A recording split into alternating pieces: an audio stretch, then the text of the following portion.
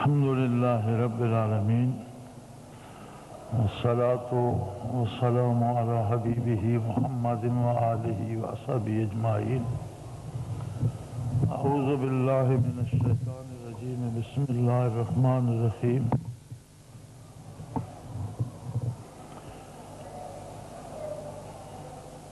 وتمت كلمة ربك صدقا وعدلا لا مبدل لكلماته وهو السميع العليم. وإن تطع أكثر من في الأرض يضلوك عن سبيل الله إن يتبعون إلا الظن وإن هم إلا يخرصون. إن ربك هو أعلم من يضل عن سبيله وهو أعلم بالمهتدين.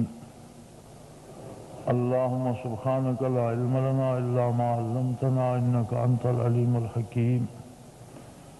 مولاي صل وسلم دائما أبدا على حبيبك من زانت به الأسر.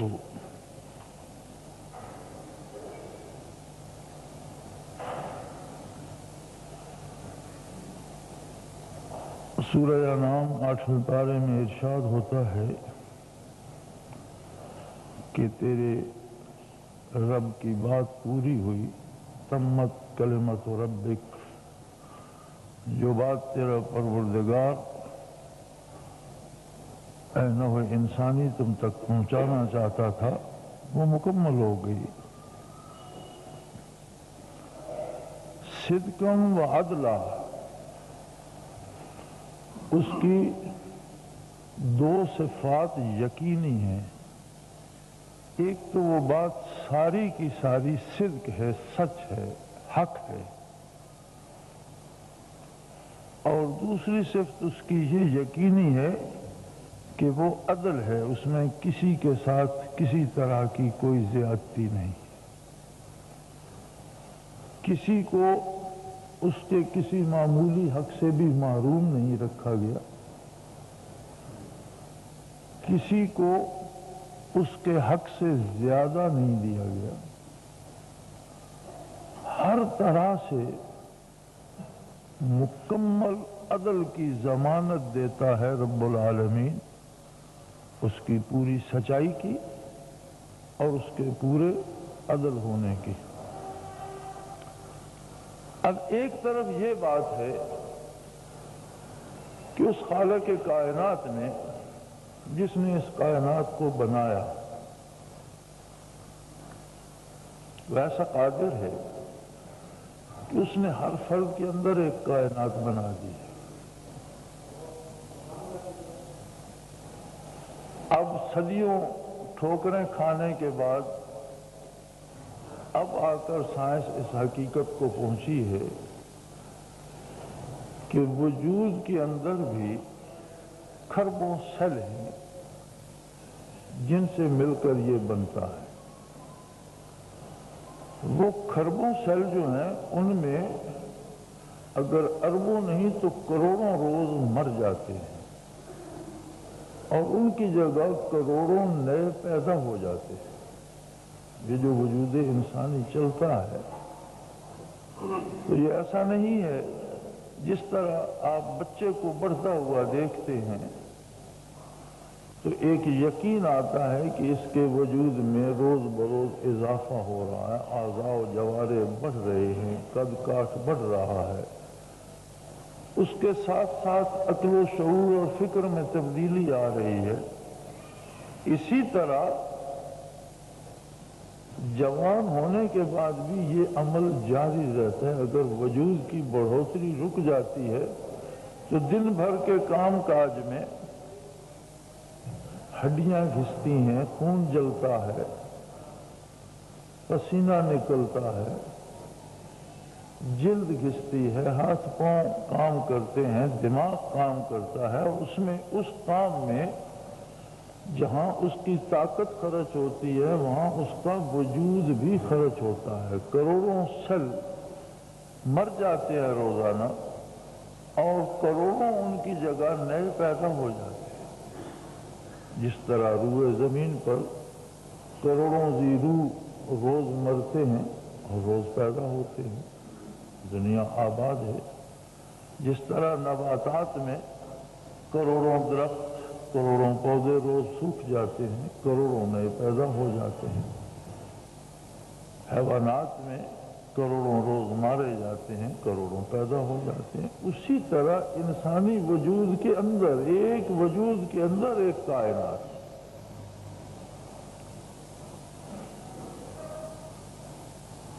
ہم اس کائنات کو نہ سمجھتے ہوئے اس کے ماہرین کے پاس جاتے ہیں، جنہیں ہم طبیب یا ڈاکٹر کہتے ہیں۔ وجود میرا ہے، مجھے اس کا ذمہ دار ہونا چاہیے تھا، اس کی کمی بیشی مجھے سمجھنی چاہیے تھی، لیکن وہ میری سمجھ میں نہیں آتی۔ ڈاکٹر بتاتا ہے کہ فلاں چیز کی کمی ہے یا فلاں کی زیادتی ہے، اس کے لیے فلاں خوراک چاہیے یا فلاں دوا چاہیے، ہم اس پہ عمل کرتے ہیں۔ بعض اوقات وہ آپریشن تجویز کرتے ہیں، بعض اوقات کہتے ہیں کہ یہ عضو ناکارہ ہو گیا، اسے کاٹ دیا جائے، ہم ہاتھ پاؤں کٹوا دیتے ہیں۔ کیوں؟ ہمیں بھروسہ ہوتا ہے کہ یہ ہم سے بہتر جانتا ہے۔ اسی طرح اللہ رب العالمین نے اس نظام عالم کے لیے بھی اپنے ارشادات عطا فرمائے، جو پوری زندگی میں اور ہر شعبہ زندگی میں رہنما اصول ہے، رہنمائی کرتے ہیں۔ جس طرح طبیب کے کہنے پر زندگی بڑھے نہ بڑھے، آدمی جو اس کا وقت ہے وہ آسائش سے گزار سکتا ہے، تکلیف سے بچ سکتا ہے۔ جو طبیب اس کے ہیں، کتاب اللہ کے ہیں، اس کے بارے بھی فرمایا فَاسْأَلُوا أَهْلَ الذِّكْرِ إِن كُنتُمْ لَا تَعْلَمُونَ۔ اگر تم اس کتاب کے علم سے واقف نہیں ہو، اگر تم نہیں سمجھ سکتے، تو جو جاننے والے، جو اہل ذکر ہیں، جن کے دلوں میں اللہ کی کتاب بستی ہے، جن کے سینوں میں یہ کتاب بستی ہے، جن کے دلوں میں اس کی یاد کا بسیرا ہے، ان سے پوچھو کہ ہمیں کتاب اللہ پر عمل کیسے کرنا ہے، کون سا کام ہمیں کس طرح کرنا ہے۔ حکیم ڈاکٹر کے بتانے سے آپ کی دنیاوی صحت اور دنیاوی زندگی میں تکالیف کم ہوں گی، لیکن طبیب روحانی یا ماہر کتاب اللہ سے پوچھنے سے نہ صرف دنیا سدھرے گی، بلکہ دنیا اور آخرت دونوں سدھریں گے۔ یہ فرق ہے کہ طبیب اور ڈاکٹر صرف اس وجود کو جانتا ہے، لیکن کتاب اللہ جب ارشاد فرماتی ہے تو ایسے علاج تجویز فرماتی ہے جو بدن کے لیے بھی انتہائی مفید ہیں اور روح کے لیے بھی وہی ضابطۂ حیات ہے، اور انہی سے روح بھی تسکین پاتی ہے۔ تو یہ زیادہ قیمتی شعبہ ہے کہ دنیاوی زندگی بھی پرآسائش اور پرسکون ہو،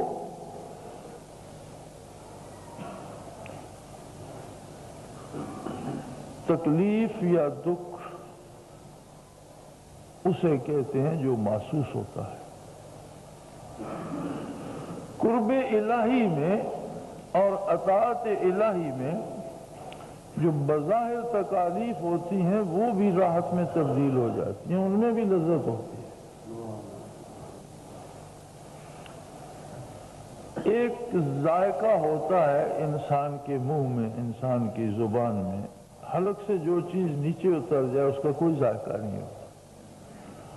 اور بعض لوگوں کو ایک بیماری ہو جاتی ہے کہ ان کی زبان سے قوت ذائقہ ختم ہو جاتی ہے، انہیں آپ میٹھا کھلائے یا کڑوا انہیں کوئی فرق نہیں پڑتا، کیونکہ حلق سے نیچے تو ذائقے کا ویسے سوال پیدا نہیں ہوتا، اور زبان سے قوت ذائقہ ختم ہو گئی تو وہ بھوسا کھا رہے ہیں یا اچھا کھانا کھا رہے ہیں انہیں کوئی فرق نہیں پڑتا، کڑوی چیز دے رہے آپ یا میٹھی، کوئی فرق نہیں پڑتا۔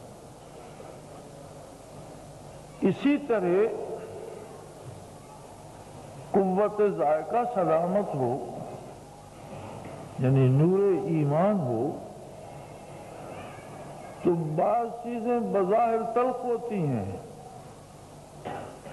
موت کتنی تلخ حقیقت ہے، پھر سرے میدان گولیوں سے چھلنی ہونا، آگ میں جل جانا، تلوار سے جسم کے پلک سے اڑ جانا، کتنا تلخ تجربہ ہے۔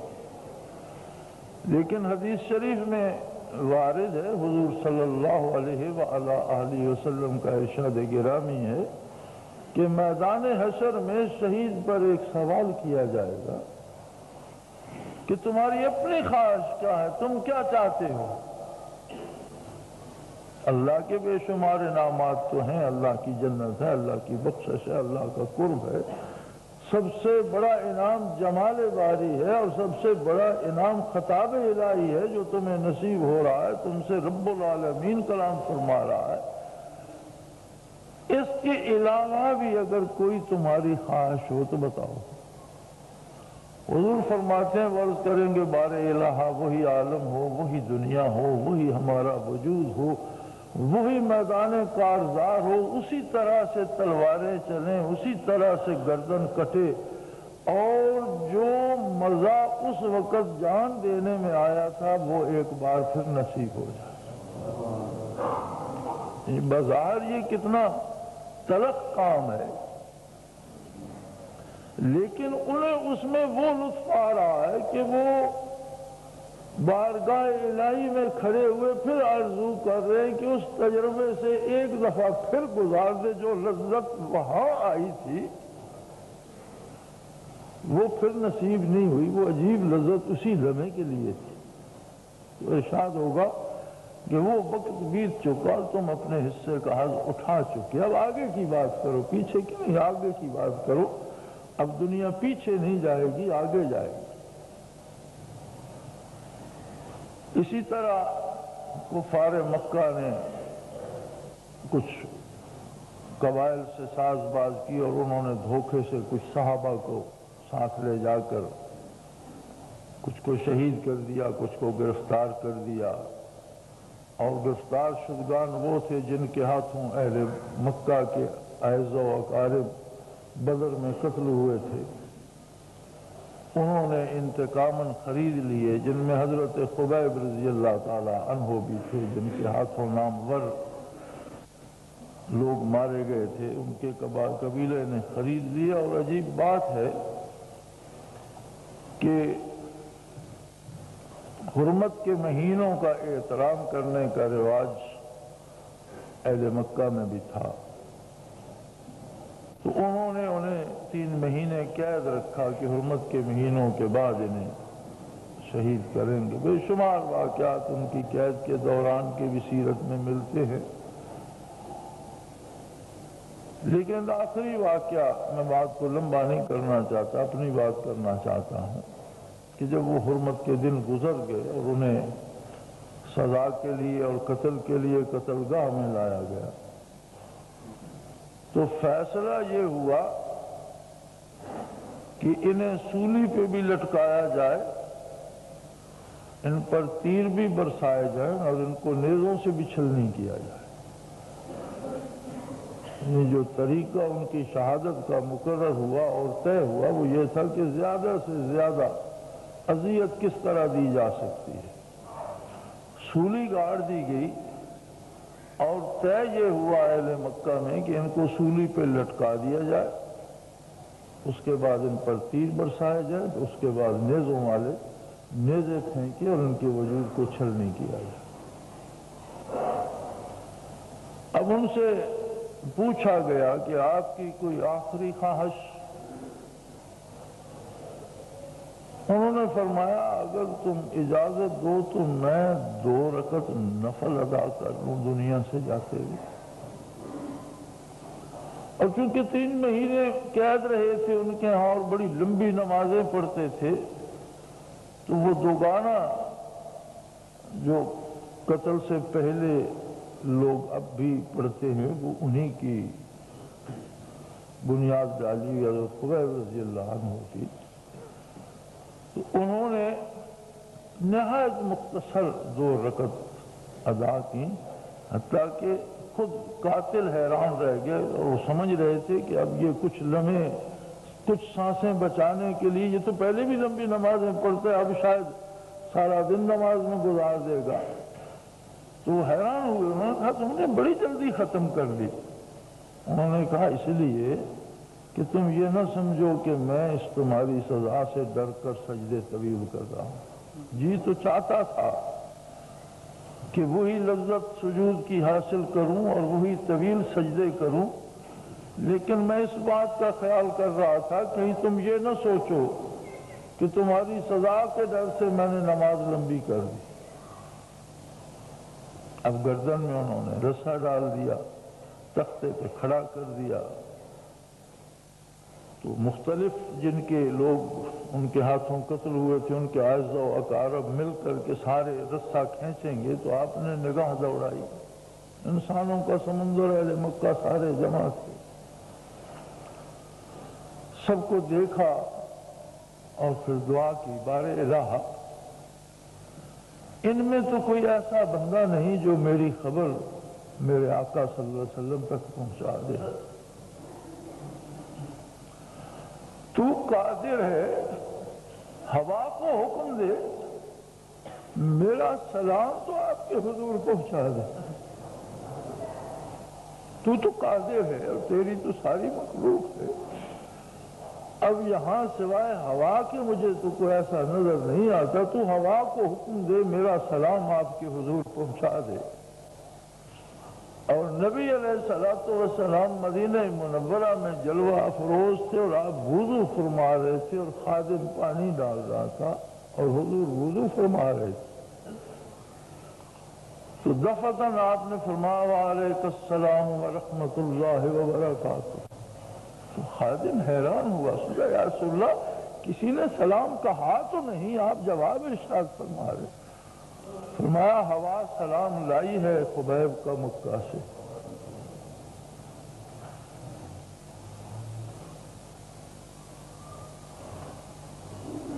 اب بظاہر دیکھا جائے تو یوں سمجھ آتی ہے کہ ایذا کی حد ہو گئی، لیکن اس بندے کو دیکھا جائے تو وہ اپنی لذتوں کے کمال پر ہے، اللہ کا شکر ادا کر رہا ہے، دوگانہ پڑھ رہا ہے، اللہ کے نبی صلی اللہ علیہ وسلم کی خدمت میں سلام پیش کر رہا ہے کہ یہ ساری نعمت آپ کو تو فیض نصیب، یہ آپ کا کرم ہے کہ یہ لذتیں مجھے نصیب ہوئی. تو لذت یا تکلیف اس اعتبار سے ہوتی ہے جیسے کوئی محسوس کرتا ہے.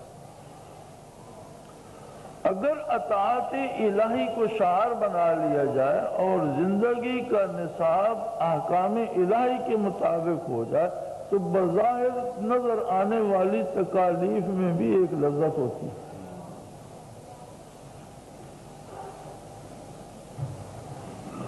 کوئی دکھ دنیا میں نہیں رہتا،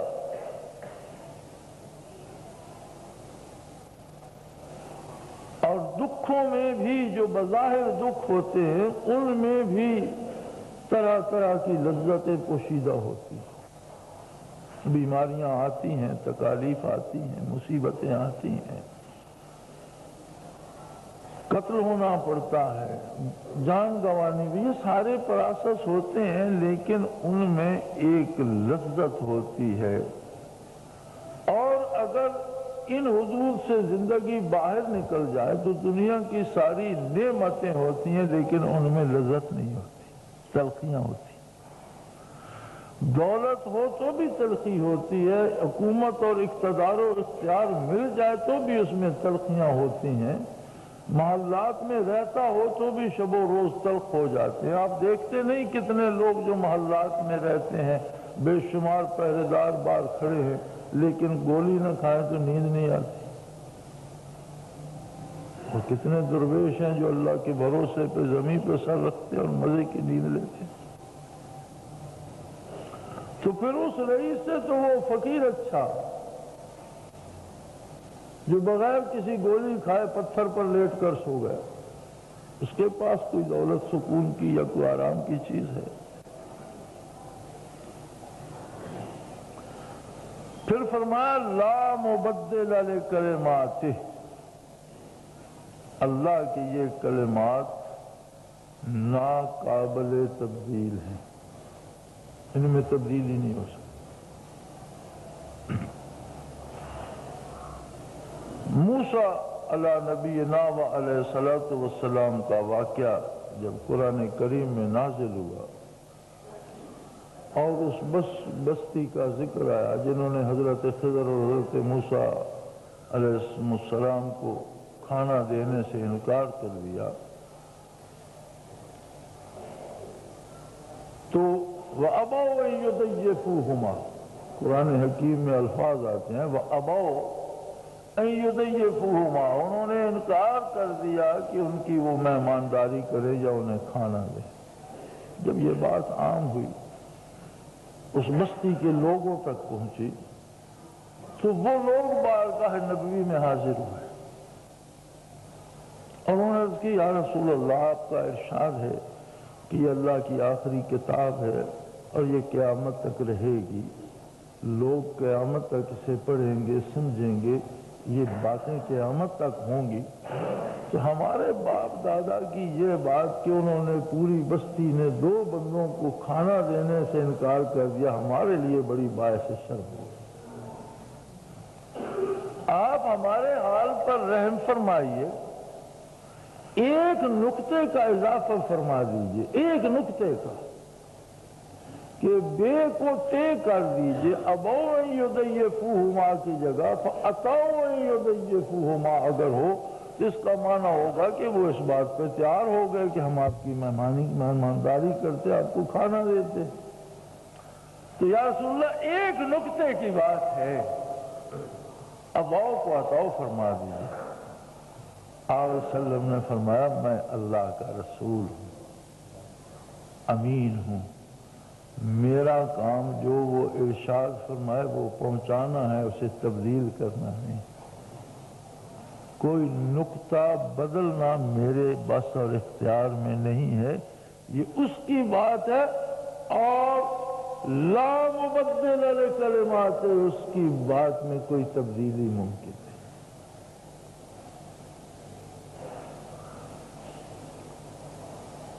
پھر فرمایا انسانی معاشرہ یہ سمجھتا ہے کہ بہت سے لوگ اگر ایک بات پہ جمع ہو جائیں تو وہ صحیح ہوتی ہے۔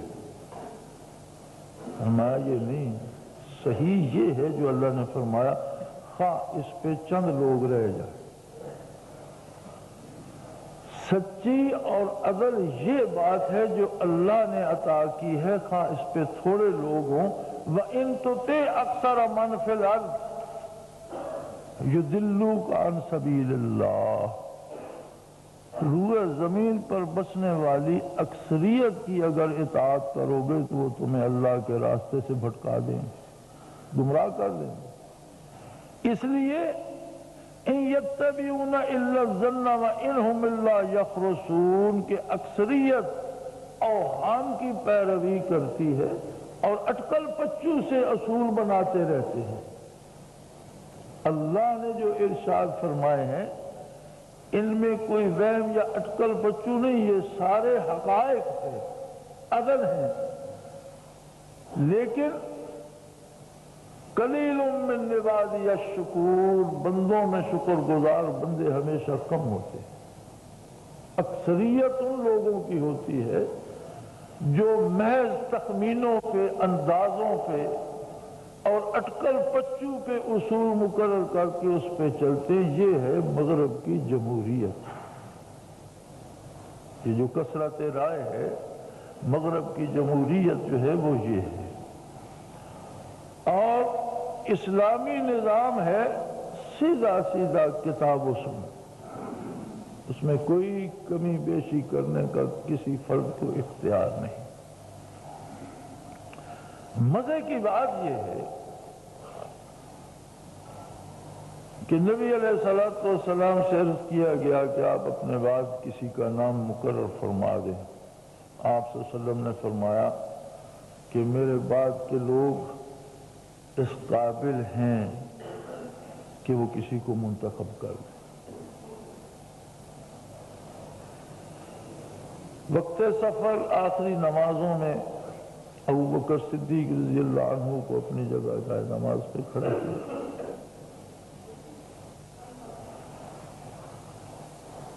اور یہی دلیل لی گئی آپ کی خلافت کی جب اکابرین جمع ہوئے حضور کے وصال کے بعد صلی اللہ علیہ وسلم، تو سیدنا فاروق اعظم رضی اللہ عنہ نے عرض کیا کہ جس بندے کو آپ صلی اللہ علیہ وسلم نے دنیا میں جلوہ افروز ہوتے ہوئے اپنے سامنے اپنی جگہ جائے نماز پر کھڑا کر کے یہ ثابت کر دیا کہ دینی قیادت اس کی ہے، تو دنیا کی حیثیت کیا ہے کہ اس کے لیے کسی اور کو قیادت دی جائے؟ جس کے پاس دین ہے دنیا اسی کی خادم ہے۔ اسلامی طریقے انتخاب اسی دن طے ہو گیا کہ امت کے اکابر یا مانے ہوئے یا اچھے یا دیانتدار یا جو ورع تقوی میں معروف ہوں یا جن کا لوگ اتباع کرتے ہوں نیکی میں، وہ مل کر جس کا انتخاب کریں پھر اس کو قوم کے سامنے پیش کیا جائے اور قوم اس کی بیعت کرے۔ اب ایک مزے کی بات یہ ہے کہ ہمیں جو جمہوریت اہل مغرب نے دی ہے یہ مغرب میں نہیں ہے۔ مغرب والوں نے اپنی جمہوریت کا خاکہ اسلام سے لیا ہے، اگر ہو بہو نہیں تو اسلام کے قریب تر وہ فیصلے کرتے ہیں۔ آپ دیکھ لیں برطانیہ میں دیکھ لیں، امریکہ میں دیکھ لیں، جو جمہوریت کے علمبردار بنے ہوئے ہیں، وہاں جو سیاسی جماعتیں ہیں وہ اپنے اندر ان کے اکابر مل کر کسی کا نام چنتے ہیں جن کو وہ سمجھدار یا اپنا معتبر سمجھتے ہیں یا اپنا بڑا سمجھتے ہیں، وہ مل کر ایک دو یا تین بندے چنتے ہیں پوری جماعت میں سے کہ یہ اس قابل ہیں، پھر انہیں اپنی جماعت کے سامنے پیش کر کے الیکشن کرایا جاتا ہے۔ جس کے حق میں ان کی جماعت متفق ہوتی ہے پھر اس کو قوم کے سامنے پیش کر کے الیکشن لڑوایا جاتا ہے۔ حتیٰ کہ میرے علم میں ہے کہ مارگریٹ تھیچر جو 3 دفعہ وزیر اعظم رہی برطانیہ کی، اتنی مقبولیت تھی اس کی کہ وہ وزیر اعظم بنی، دوسری دفعہ بھی بنی، تیسری دفعہ مسلسل 3 دفعہ رہی اس کا ریکارڈ۔ تو یہ جو ہم نے نقل کی ہوئی ہے یونین کونسلوں کی، وہاں بھی بنیادی حکومتیں ہیں سارے برطانیہ میں، اور وہ کام کرتی ہیں، یہاں تو صرف مسائل پیدا کرتی ہیں، وہ مسائل حل کرتی ہیں۔ مارگریٹ تھیچر نے پوری کوشش کی ایک بندے کے لیے کہ اسے اس بنیادی کونسل کا رکن بنا دیا جائے، اور ہر بار اسے یہ جواب دیا گیا کہ اس بندے سے بہتر بندے ہمارے پاس ہے، یہ نہیں بن سکتے۔ وزیر اعظم ایک بنیادی کونسلر نہیں بنوا سکا چونکہ وہاں فیصلہ ان کے بزرگوں کا تھا۔ امریکہ میں اسی طرح پہلے ان کی پارٹیاں منتخب کرتی ہیں کہ ہماری پارٹی کا لیڈر کون ہوگا، پھر ان پارٹیوں کے دونوں پارٹیوں کو 2 لیڈر عوام کے سامنے پیش کیے جاتے ہیں۔ ہماری طرح نہیں کہ اگر یہ نہیں ساتھ ملتا تو اس کی مل بند کر دو، یا ملتا ہے تو اسے ایک مل اور دے دو، یہ خرید و فروخت نہیں ہوتی۔ یہ نہیں ہوتا کہ 80% لوگوں کی رائے کوئی نہ ہو اور 10% لوگ یا 20% لوگ ایک رائے دے کر وہ اکثریت بن جائے۔ یعنی کافر بھی اس بدترین صورتحال سے دوچار نہیں ہے جس سے ہم کلمہ گو اہل پاکستان دوچار ہیں۔ اور پھر حیرت اس بات پہ ہوتی ہے ہماری بدقسمتی کہہ لیجئے یا ہماری بدعملی کے نتائج. سیدھی سی بات تو یہ ہے کہ ہمارے کردار کے نتائج ایسے ہیں کہ الحمدللہ اس دفعہ ایک مثبت تبدیلی یہ آئی کہ لوگوں نے علماء کو اسمبلیوں میں سینٹ میں بھیجا.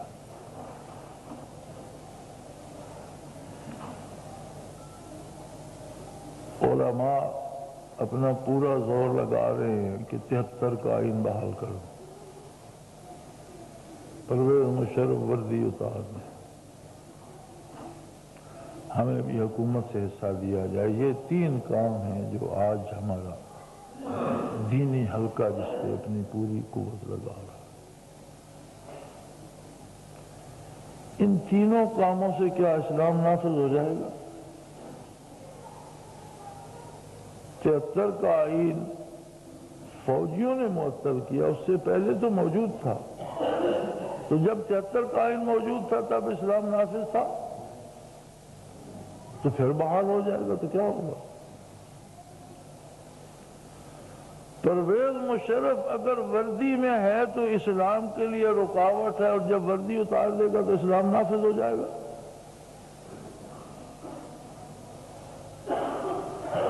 یا علماء میں سے کوئی وزیر بن جائے گا یا وہ گورنر بن جائے گا تو اسلام نافذ ہو جائے گا. ان تینوں کاموں کے لیے لوگوں نے ووٹ نہیں دی. لوگوں نے ووٹ دیے ہیں دینی سیاسی جماعتوں کو نفاذ اسلام کے لیے، آیائے حق کے لیے. اور میری یہ بڑی مؤدبانہ گزارش ہے کہ اگر وہ ناراض نہ ہوں تو جتنی قوت ان مختلف موضوعات پہ لگا رہے ہیں اسے یکجا کر کے ایک موضوع پہ لگائیں کہ پاکستان کا آئین قرآن و سنت ہوگا. حکومت کوئی کرے، ہمیں اس سے غرض نہیں ہے کہ مولوی حکومت کرے، ہمیں اس سے غرض نہیں ہے کہ پرویز مشرف وردی پہنتا ہے یا اتارتا ہے. قرآن و سنت کا نظام آ جائے تو ہر ایک کو اپنی جگہ پر از خود لے جائے گا کہ کس کا مقام کیا ہے اور کس کو کہاں کھڑا ہونا. تو کیا یہ اچھا ہوتا کہ جو بزرگ، جو ہمارے اہل علم، چونکہ ممبر اور چیمبر میں بڑا فاصلہ ہے، میں بات ممبر سے کر رہا ہوں آپ تک پہنچ رہی ہے، وہ جب چیمبر میں بات کرتے ہیں وہ پوری دنیا کے اس طبقے تک جاتی ہے جو مختلف ممالک میں ارباب اقتدار و اختیار ہے. اس کی الگ قیمت ہوتی ہے. تو اگر ہماری آواز وہاں سے بھی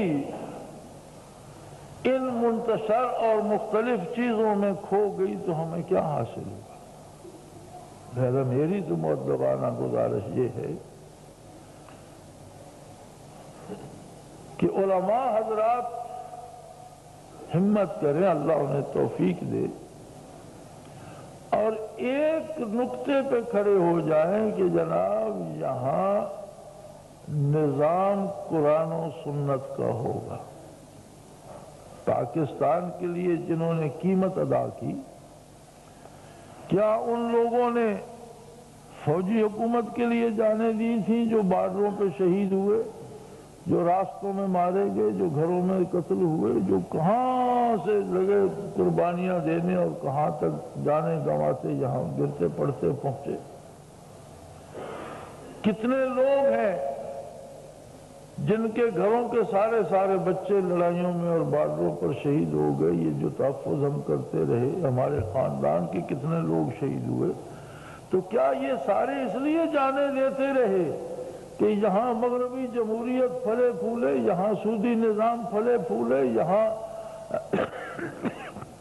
لوگوں کی عزتیں لوٹی جائیں، لوگوں کو قتل کیا جائے، یہاں کا نظام عدل کافر کا بنایا ہوا ہو اور اسے ہم عدالت کہیں اور اسے عدل کہیں؟ دو چیزیں عدل نہیں ہو سکتی. ایک نظام قرآن دیتا ہے اور قرآن کہتا ہے کہ یہ صدق بھی ہے اور عدل بھی ہے، صدقم و عدلا، یہ سچا بھی ہے اور عدل بھی ہے۔ اب اس کے علاوہ ایک نظام اور آپ بناتے ہیں اور کہتے ہیں یہ عدل ہے، تو یہ تو ایک طرح سے قرآن کا انکار ہے کہ عدل وہ نہیں یہ ہے، کیونکہ دو چیزیں جب مقابل آ گئی تو دونوں عدل نہیں ہو سکتی، ایک عدل ہوگا، ایک غلط ہوگا۔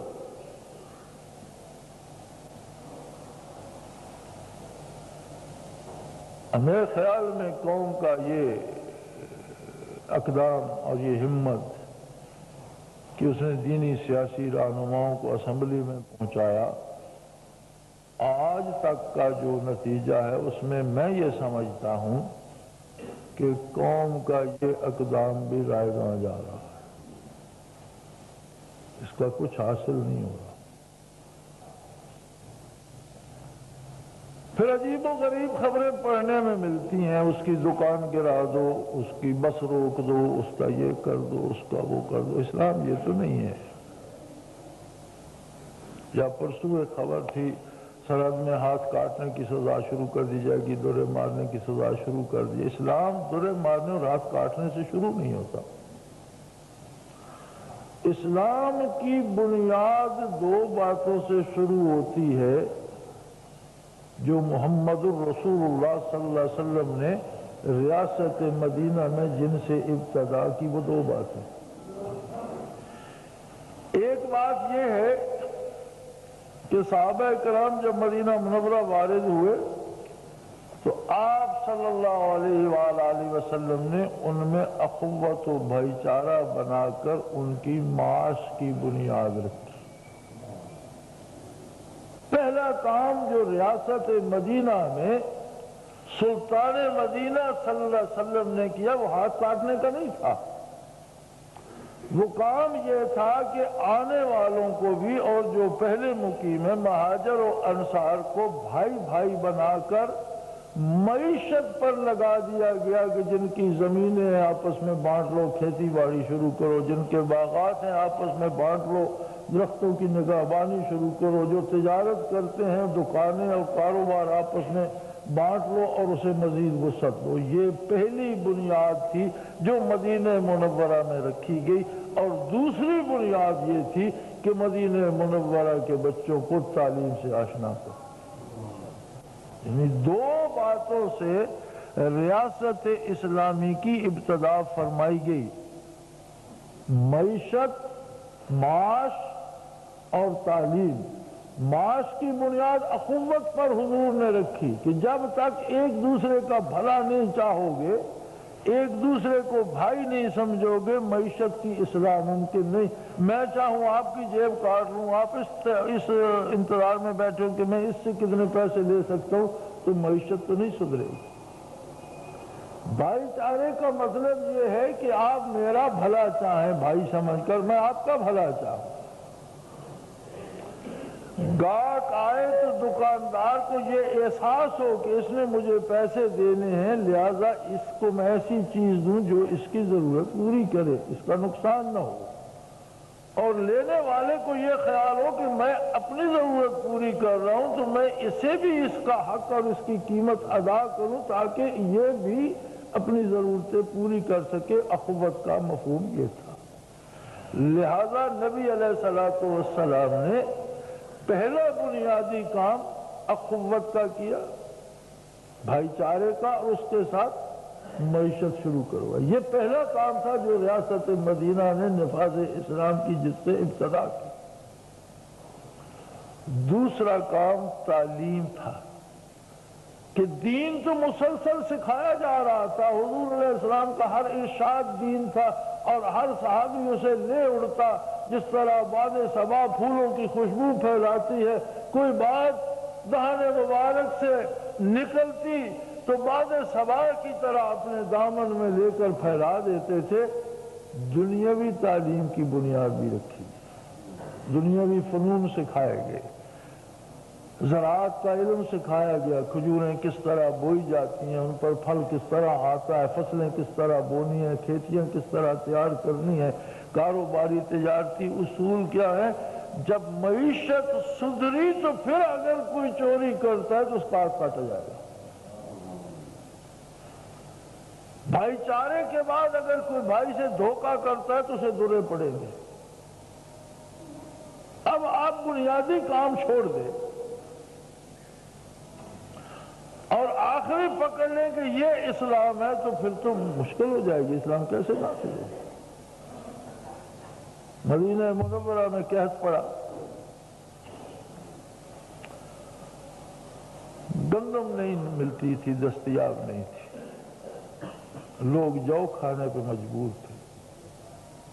سیدنا فاروق اعظم رضی اللہ عنہ قائد نہیں تھا، اور آپ بھی جو کی روٹی کھاتے تھے اور اس سے آپ کا معدہ خراب ہو گیا، کیونکہ جو ہضم نہیں ہوتے تھے۔ اور طباء نے کہا کہ جی آپ جو کھانا چھوڑ دیجئے، آپ کو جو ہضم نہیں ہوں گے، آپ گندم کھانا۔ فرمایا مدینہ تو رسول کے باسی جو کھائے اور عمر زندہ رہنے کے لیے غلہ کھائے، نہیں یہ نہیں ممکن۔ جب تک سب شہری غلہ نہیں کھائیں گے عمر بھی جو ہی کھائے۔ اب ہوا یہ کہ قافلہ پہنچ گیا حضرت عثمان غنی رضی اللہ عنہ کا، اونٹوں کا، ان پر غلہ لدا ہوا تھا، اور شہر کے باہر آ کر خیمہ زن ہوا اور اونٹوں سے غلہ اتارا گیا۔ تو کاروباری جتنے لوگ تھے، تاجر پیشہ دکاندار، وہ بھاگے کہ جتنی حیثیت ہے 10 بوریاں، 2 بوریاں، 4 بوریاں، 100 بوری خرید لیں، پھر آگے بیچیں۔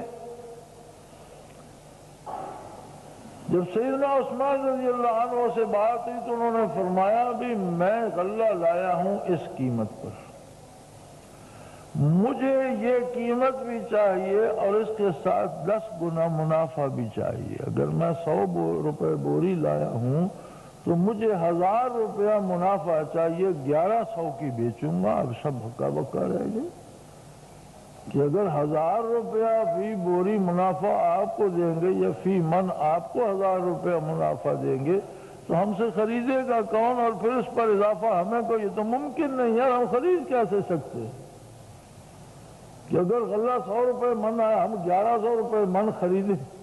تو انہوں نے فرمایا حضرت آپ کا یہ غلہ کوئی نہیں خریدے گا۔ ان کا نہیں، میرے پاس گاہک ہے، میرے پاس ایسا گاہک ہے جس کا جو مجھے آفر لگا رہا ہے کہ 10 گنا منافع لے لو اور مجھے دے دو۔ انہوں نے کہا پھر اسی کو دو۔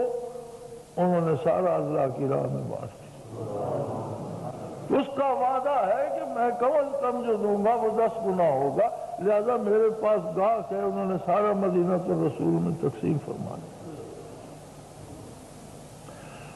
جب یہ عالم تھا قحط سالی کا، جو بات میں عرض کرنا چاہتا ہوں وہ یہ ہے کہ سیدنا فاروق اعظم نے حکم دے دیا کہ اگر کھانے پینے کی چیز کوئی چراتا ہے تو اس کے ہاتھ نہیں کاٹے جائیں گے، سزا معطل رہے گی جب تک لوگوں کو کھانا نہیں ملتا۔ یعنی ہاتھ کاٹنے کی سزا عہد نبوی سے آ رہی تھی، اور اس شدت سے آ رہی تھی کہ ایک معزز قبیلے کی خاتون اس میں پکڑی گئی، ہاتھ کاٹنے کا حکم دے دیا قاضی نے، تو قبیلہ جمع ہو کر بارگاہ نبوی میں حاضر ہوا۔ سیرت میں موجود ہے کہ یا رسول اللہ بڑے معزز قبیلے کی خاتون، اور اس سے غلطی ہوگی، اس کا کفارہ آپ جو چاہیں ہم ادا کرنے کو تیار ہیں، 10 گنا، 100 گنا اس کی زیادہ مالیت، معافی مانگنے کو تیار ہیں، پاؤں پکڑنے کو۔ لیکن اگر اس کا ہاتھ کٹ گیا تو جب تک یہ لوگ رہیں گے پورے قبیلے کے لیے باعث شرم بات ہوگی۔ آپ صلی اللہ علیہ وسلم کا ارشاد موجود ہے، فرمایا قسم ہے اس رب کی جس کے قبضہ قدرت میں محمد کی جان ہے صلی اللہ علیہ وسلم، اگر فاطمہ بنت محمد رضی اللہ عنہا پر بھی یہ جرم ثابت ہو جاتا تو میں محمد اس کا ہاتھ کٹوا دیتا۔ تمہارے قبیلے کی عزت کا کیا ہے؟ اللہ کے حکم کے سامنے کوئی معزز نہیں ہے، سب سے بڑی عزت اس کے حکم کی ہے اور وہ نافذ ہوگی۔ اور پھر فرمایا پہلی قومیں اس لیے ہلاک ہوئی کہ بڑے جرم کرتے تھے چھوٹ جاتے تھے، اور غریب اور مفلس جرم کرتے تھے تو 2 گنا سزا پاتے۔ جیسے آج ہو رہا ہے، بڑے بڑے لوگوں نے جنہوں نے کروڑوں کھائے اور پورے ملک اور قوم کو لوٹا اور نیبیوں نے پکڑا، وہ وزیر بن گئے، کیبنٹ میں چلے گئے، اور باقی لوگ سرے راہ قتل ہو جاتے ہیں، پرچہ نامعلوم لوگوں کے خلاف ہوتا ہے۔ تو سیدھی سی بات ہے کہ عدل صرف کتاب و سنت ہے، اور اس کے علاوہ کوئی نظام عدل عدل نہیں ہے، عدل پر الزام جھوٹ ہے۔ اور فرمایا وَهُوَ السَّمِيعُ الْعَلِيمُ، وہ سنتا اور دیکھتا ہے، وہ دیکھ رہا ہے، وہ سن رہا ہے تم کیا کہتے ہو، تم کیا کرتے ہو۔ اگر تم اسی جمہوریت پر رہے کہ زمین پر بسنے والی اکثریت کی اطاعت کر لو، تو اکثریت تو اندازوں پر، تخمینوں پر زندہ ہے، وہ تمہیں بھی گمراہ کر دے گی، اور وہ جانتا ہے من یضل عن سبیلہ، کہ کون اس کے راستے کو چھوڑ رہا ہے، وہو اعلم بالمعتدین، وہ ان کو بھی جانتا ہے جو اس کی راہ پر کھڑے۔ یہ ساری صورتحال تو ایک سوال ہے، اور اس میں سب سے بڑا سوال اور اہم سوال یہ ہے کہ ہم نے جو یہ توپ چلائی نفاذ اسلام کے لیے، اگر یہ وار بھی خالی گیا تو پھر کیا ہوگا؟ جیسا کہ حالات سے نظر آ رہا ہے کہ یہ وار کارگر نہیں ہوا۔ پھر ایک بات باقی رہ جاتی ہے، اور وہ ہم سب پر فرض ہے کہ پرامن طریقے سے ہم کسی کی دکان نہ جلائیں، کسی کی گاڑی نہ جلائیں، کسی کا راستہ نہ روکیں، کسی کو پریشان نہ کریں، لیکن پرامن طریقے سے ہر مسلمان جو قرآن و سنت چاہتا ہے وہ میدان میں نکل آئے کہ ہمیں صرف قرآن و سنت چاہیے اور کسی بات پہ کوئی سمجھوتا نہیں۔ صرف ایک طریقہ باقی ہے، اور وہ یہ ہے، اور وہ ہم پر فرض ہوتا ہے۔ اب یہ ہمارا فرض ہے، ہم پر فرض ہے کہ ہم سرے میدان، ہم ایران کے مسلک سے متفق نہیں ہیں، ان کا اپنا ایک مسلک ہے جسے وہ حق سمجھتے ہیں۔ شہنشاہ بڑا طاقتور تھا، اور اس وقت دنیا کی جدید فوج اور دنیا کے جدید آلات حرب و ضرب اس کے پاس تھے، اور امریکہ بہادر اپنی پوری قوت کے ساتھ اس کی پشت پر تھا۔ یہی امریکہ اس وقت شہنشاہ کے ساتھ بھی تھا، جس نے پھر اسے پناہ بھی نہیں دی، لیکن شہنشاہ کو ملک سے بھاگنا پڑا۔ کیوں؟ ہر شہری اور ہر گلی کا، ہر گھر کا ہر بندہ میدان میں نکل آیا تھا کہ ہمیں تم نہیں چاہیے۔ مرگ برشاہ، مرگ برشاہ، بادشاہ مرد آباد، بادشاہ مرد آباد۔ اس پر بھاگتے ہوئے کسی نے سوال کیا تھا، یہ اس کی تاریخ میں موجود ہے، کہ اتنے بڑے حکمران ہو، اتنی بڑی فوج ہے تمہارے پاس، اتنا بڑا اسلحہ ہے، اتنے بڑے ٹرین لوگ ہیں، بھاگ رہے ہو اتنی بڑی سلطنت چھوڑ کر؟ اس نے کہا دنیا میں میرے پاس ہر اسلحے کا جواب موجود ہے، لیکن جو پتھر گلی سے آتا ہے اس کا جواب میرے پاس نہیں، میں اس کا مقابلہ نہیں کر سکتا۔ یہ آج کے قاہر و جابر جو ہیں، یہ بھی گلی کے پتھر کا مقابلہ نہیں کر سکتے جب ہر گلی سے، ہر گھر سے آواز اٹھائے کہ ہمیں سوائے قرآن و سنت کے کچھ نہیں چاہیے۔ 50 سال پہلے لاکھوں افراد جو ظلماً شہید ہوئے، جن کے بچے نیزوں پر جھول گئے، جن کی عزتیں راستے میں لٹ گئیں، جن کے گھر جلے اور زندہ انسان جل گئے، کیوں؟ اس مغربی جمہوریت کے، یہ تو ہندوستان میں موجود تھی اس وقت بھی اور اب بھی، یہاں سے بہتر ہے کہ نصف صدی سے زائد عرصے میں وہاں ابھی تک کوئی فوج ووج نہیں ہے۔ اس کا مطلب ہے کہ یہ نظام یہاں پاکستان کی نسبت ہندوستان میں بہتر چل رہا ہے۔ اسی نظام میں زندہ رہنے کے لیے لوگوں نے قربانیاں نہیں دی تھی۔ یہاں جو جوان شہید ہوئے اور جو مارے گئے اور جو جن کے لاشیں بھی رل گئی، کوئی کتنے لوگ تھے ہمارے عزیز و اقارب جو مشرقی پاکستان میں رہ گئے، جن کی قبر بھی کسی نے نہیں بنائی، اور کتنے لوگ تھے جو بارڈروں پر شہید ہوئے۔ یہ اس لیے ہوئے تھے کہ یہ اس کفر کا گڑھ بنا رہے اور یہاں فواہشات اور بے حیائی اور سود اور حرام اور جھوٹی عدالتیں چلتی رہیں۔ نہیں، یہ ساری قربانیاں محض قرآن و سنت کے احیاء کے لیے تھی۔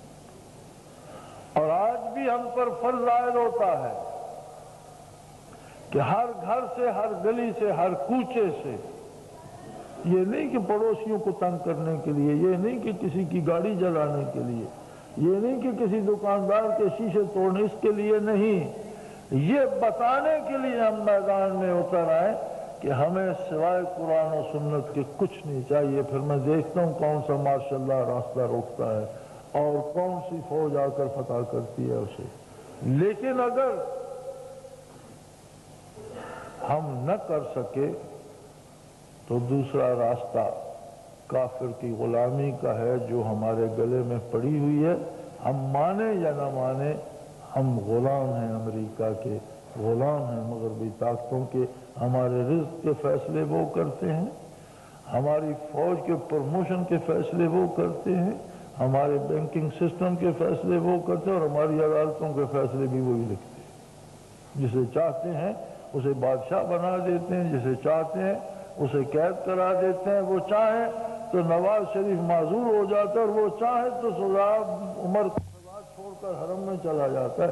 یہ ان کی پسند ہے، جو وہ چاہتے ہیں وہ کرتے۔ وہ چاہے تو کسی گھر سے مردوں عورتوں کو اٹھا کر لے جائے، کوئی پوچھنے والا نہیں، وہ چاہے تو سب کو بخش دے، کوئی پوچھنے والا نہیں۔ ایک طرف یہ ذلت کی زندگی ہے اور دوسری طرف نصرت الہی ہے اور فیصلے کی گھڑی ہے۔ میں تو دعا کرتا ہوں کہ اللہ ہمیں حق کا فیصلہ کرنے، اس پر قائم رہنے کی توفیق عطا فرمائے، اور یہ جرأت رندانہ ہر مسلمان کو عطا کرے۔ وآخر دعوانا الحمدللہ۔